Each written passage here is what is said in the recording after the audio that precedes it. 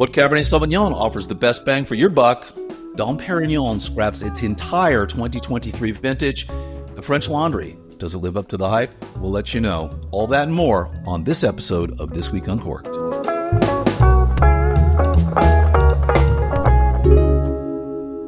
Hello and welcome to episode 9 of This Week Uncorked for Monday, September 16th, 2024. I'm Brett Martin from Cork and Journey, your number one source for corkage information. And let's get right on into this week's wine news.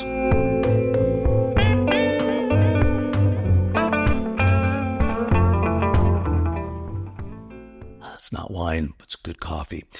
VinePair asks 15 Psalms, what Cabernet Sauvignon offers the best bang for your buck? This was in 2024.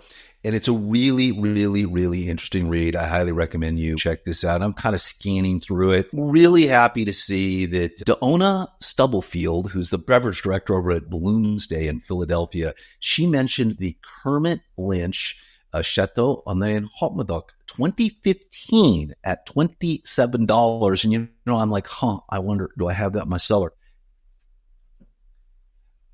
It turns out I did. And man, I've had this before. I actually bought several bottles of this. We've talked about Kermit Lynch in the past. Some of the best value you're ever going to see is from Kermit Lynch. So highly recommend you check that out. And additionally, the Mathiasen is in there. We've talked about Mathiasen in the past on this show. Absolutely great value. They're talking about just any Mathiasen Cabernet, but I will tell you what, their 2021 just got 99 points. All of these Napa vintages from 2021, by the way, are just crushing it. We talked about this on previous episodes. If you're seeing something from Napa Valley that's from a decent producer and it's 2021, odds are you can no longer go wrong. Great article. Cover a bunch of good wines there. 15 Psalms. They're giving you more than one wine. Some of them are giving you, their highs and their lows. And anyway, worth taking a look at across the board.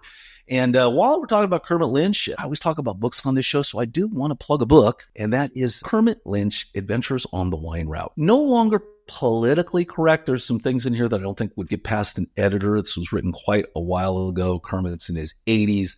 But this is him in the 60s, 70s, kind of bouncing around 80s. He's the guy that found out that when you buy wine in France and you ship it over here and it's not in a refrigerated container and it bakes in the heat, it ruins the wine. You can never figure out why the wine tasted so much different. So he's the guy that's responsible for wine coming over in refrigerated containers. So anyway, check out Kermit's book. Really recommend it.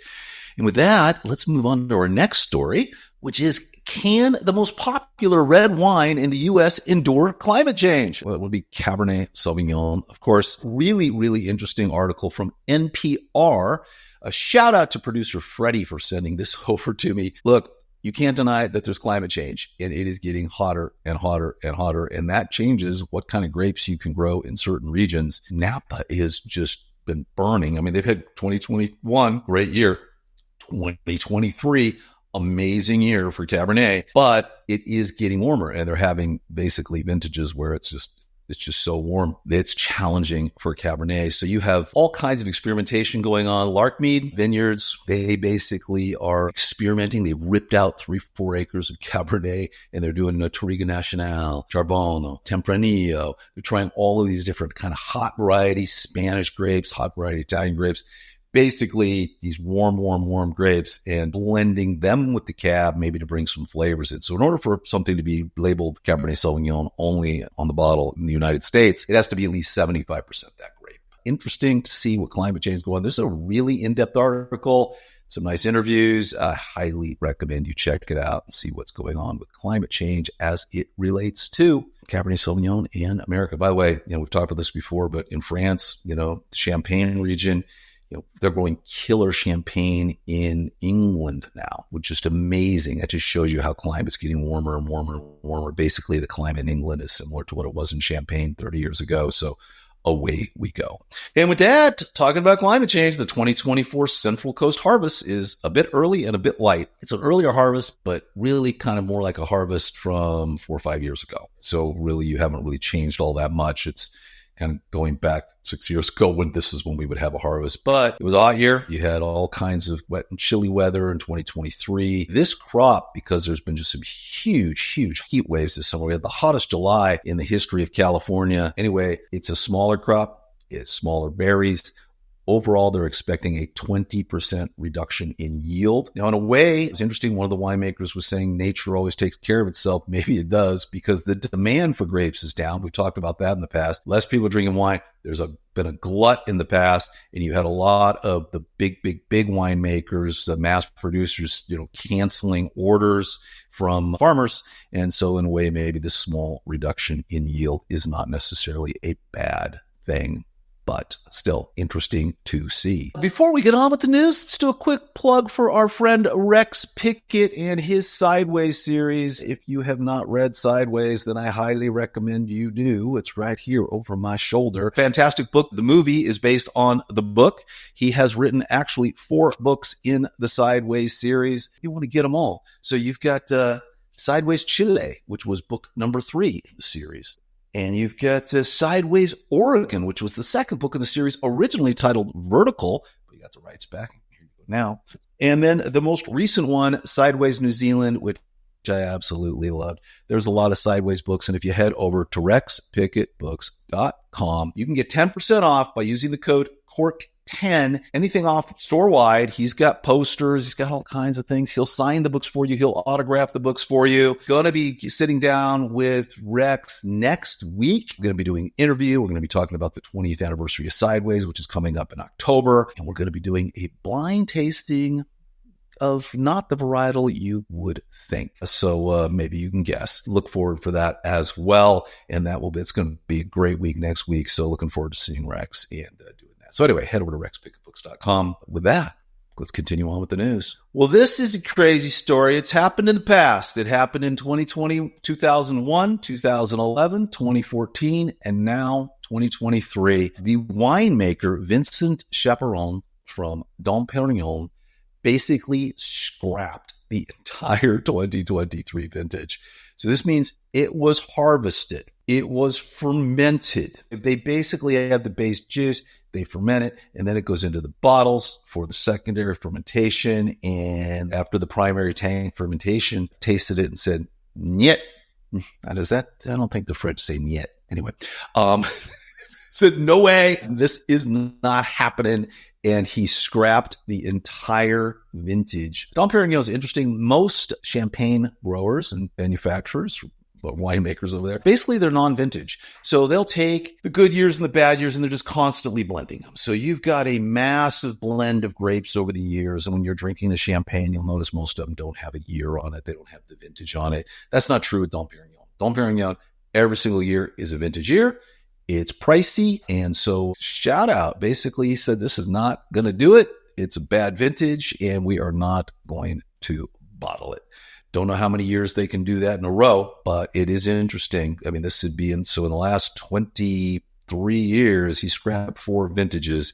That tells you a lot about heat and climate change and what is happening. I guess a shout out to Vincent for saying, no, this isn't good enough. All right. We've been talking a lot about 100-point wines. And does the point system matter? But you know what? When we see these 100 points, I want to give a shout out. Paul Hobbs Winery got his first 100-point for Cabernet Sauvignon from Coombsville. This is a $99 wine. Get it while you can, because when these ratings happen, this was from Decanter magazine. When these ratings happen, it's just, one of those things, the prices tend to go up. Everybody wants to grab the wine. But again, this is a 2021 Napa Cab. I'm telling you, the scores on these 2021 Napa Cabs are ridiculous. Across the board, this is just an incredible vintage, and it's hard to go wrong. Stock up while you can. Go out and gobble up some great 2021s. But anyway, shout out here. We've also, I'll do a link in the show notes here, but the winemaker for Paul Hobbs a while back, I can't think of his name, but he was at Arietta and the Arietta Quartet. Another great wine. We've got a review of that on Cork and Journey as well. Arietta Winery, small, less than 5,000 cases a year. Great stuff. He's not the winemaker there now. I don't think he's a winemaker who did this 2021, but whoever did that, I don't know who that winemaker is. Shout out. So anyway, nice thing for Paul Hobbs there. And moving on, I'm going to wrap up the news with the story that will not go away in Napa. So Lindsay Hoops, by the way, love Hoops wine. This one out here. Her and her husband make an absolutely incredible Cabernet Sauvignon from Napa. Just Every time I have it, it's absolutely fantastic. She's been in a battle for the longest time with Napa County, 2+ years now, over who can have tasting rooms. And if you're unfamiliar, everybody thinks of Napa as, oh, it's wine country, come on up there. But there is a battle between locals who hate the wine industry and then the wine industry itself, kind of biting the hand that feeds you in a lot of ways going up there. And there are a couple other vintners that have gotten on board with hoops, and they've been fighting this. They just lost an appeal, but now they've taken the whole thing to federal court. They're over it. And it turns out Lindsay used to be a prosecutor. Enough's enough. So basically 3 winemakers who are well-heeled enough to go to battle with Napa County are doing so. This is around things like, oh, you can't have tastings in your vineyard because the road is too small and there's traffic congestion, or there might be pollution, or you might run over a squirrel on the way to this, and you can't do events at your vineyard. Well, it kind of gets down to the basis of how many of these small wineries really exist. They do it by tastings. People just don't, their stuff's not in grocery stores. You got to drive through Napa. You got to be driving by. You got to go taste it, and you have to go, oh, this is amazing. It's also a whole different experience when you're dealing with a small winemaker. Oftentimes when you go to the tasting room, you're talking to the owners. You're talking to the winemakers. They're engaged. This is their heart and soul. And I don't know, sometimes I think the wine just tastes better because you're talking to the people that made it. I know that sounds crazy, but oftentimes seems to be the case. I think they're fighting for the little guy, and I hope they win. It's just, there's just some crazy stuff going on up in Napa. And anyway, this is a long, ongoing legal battle. So North Bay Business Journal covers this, but if you search on this case, it's crazy. It seems like every week there's something new in it. We haven't really talked about it, but I want to bring it up because now it's going to federal court, and I'm rooting for them. And with that, let's head over to our wine and winery of the week.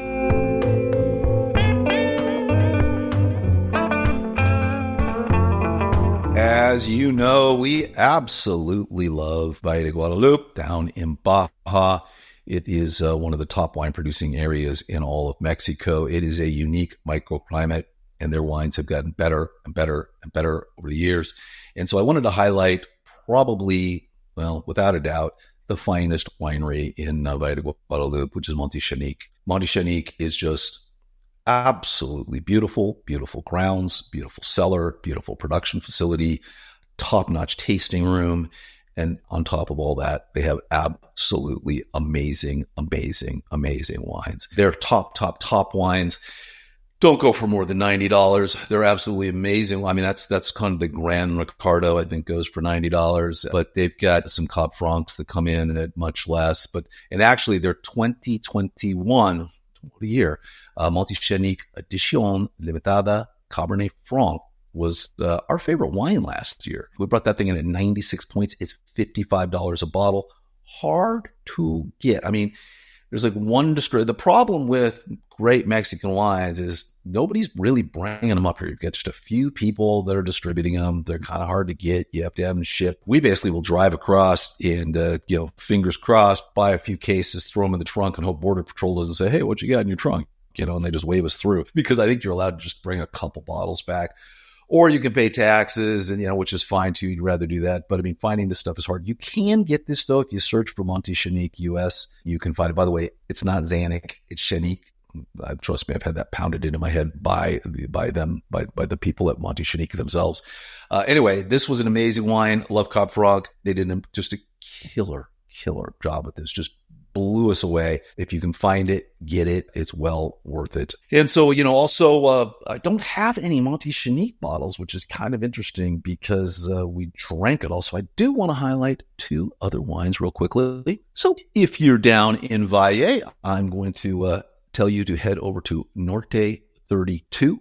If you're lucky enough, Oscar will be here. He's a retired airline pilot. That's the Norte 32 part. Just makes some really interesting wines. Small, top-notch little producer down there as well. And then Costa de Vino, really good stuff. The Syrah actually just got some great awards. You'd just be surprised by what you can find down there. So Costa de Vino, this is their Costa Tinta Syrah. Just great stuff you can find down there for cheap. I think these used to put prices on the back of my bottles. I did. So this one was $33. It's just killer wines at great prices. You got some winemakers doing some amazing stuff down there. And you can always check out our ultimate guide to Valle de Guadalupe restaurants and wineries. But it is the, perfect for a long weekend escape. If you just want to get away, where to stay, where to eat, what wineries to go to. We've kind of covered some of these, but you'll want to check that out as well over at corkajourney.com. And let's wrap things up with our restaurant and corkage of the week.